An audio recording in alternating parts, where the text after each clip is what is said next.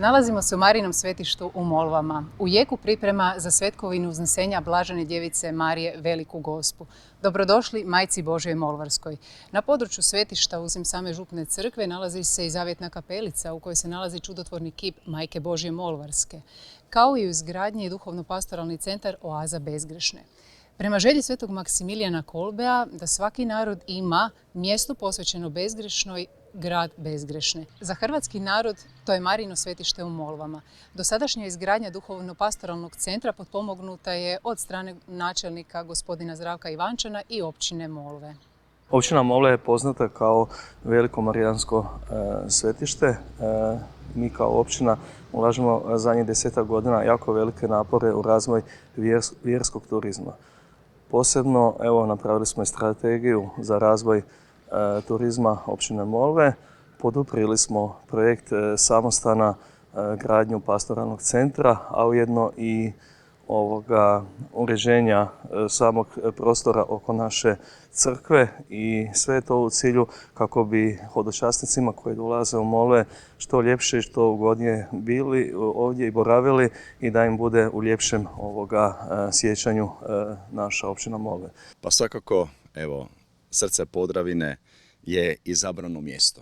Izabrano mjesto koje si je Marija izabrala već davnih dana, spominje se već u 13. stoljeću i nekako samo se nadograđuje tijekom povijesti, tijekom stoljeća njezina prisutnost i pobožnost upravo Blaženoj djevici Mariji.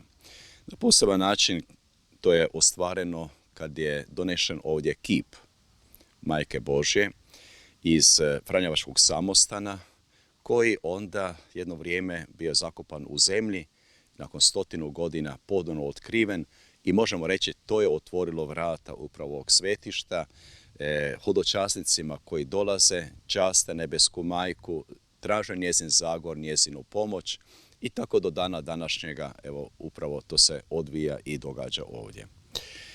Ono što je posebno, da uz Marine svetkovine, Marine blagdane dolaze veliki broj hodočasnika ovdje.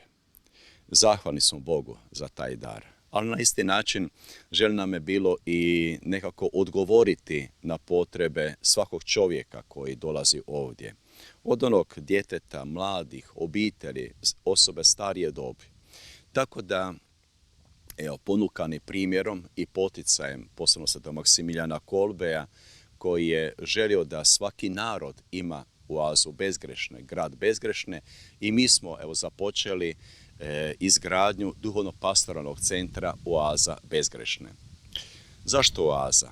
Pa jedno Marijino mjesto gdje će svaki čovjek, svaka duša naći svoj mir, naći utočište, naći taj susret i s bližnjima koji će tu dolaziti kao hodočasnici, kao djeca Marijina, ali također i osnaženi duhom prisutnosti po zagor nebeske majke, Duha Svetoga, samoga Boga živoga, moći imati onda novu snagu za život u svakodnevnici. Nalazimo se u crkvi uznesenja Blažene djevice Marije, koju vjernice od milja nazivaju Podravskom katedralom. Uistinu, ovaj monumentalni objekt koji je sagrađen ne samo da je predivan po arhitekturi, nego je jedno mjesto koje želi primiti svakog dobronamjernika, hodočasnika, svakog čovjeka. Istom nakanom je i početa izgradnja i gradnja ove crkve 1853. godine. Kroz 10 godina trajala je ta izgradnja, najviše žrtvom i marom vjernika koji su tu živjeli, koji su istinski željeli Bogu podići taj dom, a u čast nebeske majke. Veličina same crkve na neki način želi biti znak svakom vremenu da je čovjek dragocjen, veličina duha čovjeka koji je vječan, i na taj način Bog koji daruje čovjeku tu milost da može nešto lijepo činiti, tu je satkano i ostvareno. Prije izgradnje ove crkve mi bili smo gdje je sada zavjetna kapelica, tamo se nalazila srednjovjekovna crkva. Danas uz ovaj dio uistinu može primiti veliki broj hodočasnika, a onda na samu svetkovinu uznesenja Blažene Djevice Marije i prostor koji je uređen izvan crkve, neki način samo još daje veći znak katolicizma, zajednice, zajedništva i siguran sam, kako i svjedoče mnogobrojni hodočasnici koji iz raznih strana dolaze, da je ovo mjesto, mjesto mira, mjesto radosti, mjesto gdje se osjećaju doma. Evo, željeli smo otvoriti mogućnost s raznih strana da ljudi mogu doći ovdje. Danas je prepoznatljivo hodočašće Camino Podravina. To je put koji, evo, tijekom cijele Podravine u razdaljenju 160 km kao put Svetog Jakova omogućava ljudima koji žele kroz hod biti više i kroz tu žrtvu duhovno obogaćeni. Zato je ova crkva i ovo Marijino svetište jedan duhovni centar gdje tu radost zajedništva mogu doživjeti, zajedništvo s Bogom i jedni s drugima, upravo pod zagorom naše nebeske majke. Osim Camino Podravina, odavde je i priključna ruta Marijanski zavjet za domovinu. I s tom molitvom, s tom žrtvom, evo, želimo moliti za našu domovinu Hrvatsku, za sve žitelje ove domovine i biti na taj način otvoreno srce svima oni koji Boga traže. Zatim Maksimijan Kolbe ostavlja nam je misao: upotrijebite sva najmodernija sredstva za navještaj radosne vijesti.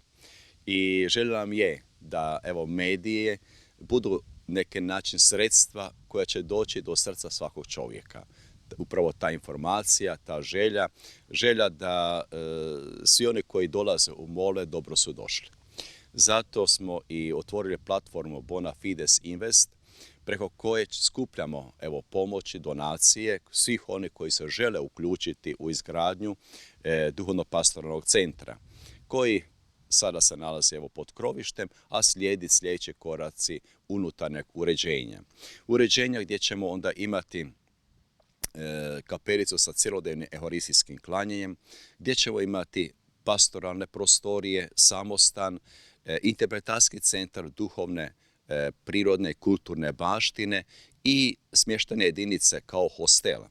Sve je to neki način, evo, otvorenost i mogućnost da svaki čovjek koji dođe ovdje Marijino svetište lijepo se ovdje osjeća, radosno može živjeti svoj život i suživot sa bližnjima. Naravno, općina Molve željni smo toga da uključimo što više partnera, osim naše županije, osim tu naše susjednih turističkih zajednica i naše središnje Podravine. Otvoreni smo za uključenje i privatnika, poduzetnika koji se žele baviti turističkom djelatnosti, a i svima dobrim ljudima da pomognu urediti ovaj prostor, koji ja mislim da će biti i siguran sam da će biti jedan biser uređenosti jednog vjerskog turizma i predstavljati naše Marijansko svetište kao jedno top ovoga mjesto vjerskog okupljanja.